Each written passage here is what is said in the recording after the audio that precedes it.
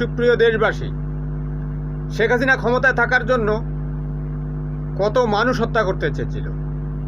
আমার মতে প্রায় 15 কোটি মানুষ সে হত্যা করতে চেয়েছিল ক্ষমতায় থাকার জন্য। তার পুলিশ লীগ যদি এভাবে চালিয়ে যেতে পারত, তার সন্ত্রাসী জঙ্গি আওয়ামী লীগ যদি অস্ত্র হাতে এভাবে হত্যাকাণ্ড চালিয়ে যেতে পারত, কয়েক বছরে প্রায় 15 কোটি মানুষ হত্যা করা যেত।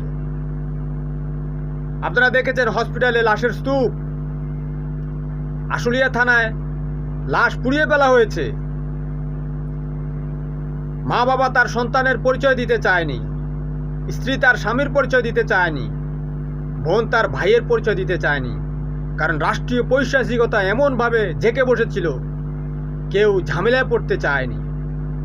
আপনারা জানেন সিরিয়ার গৃহযুদ্ধে 12 বছরে প্রায় 30 লক্ষ মানুষকে হত্যা করা হয়েছে। শেখ হাসিনা যদি এভাবে চালিয়ে যেতে পারত, সিরিয়ার অবস্থাই হতো।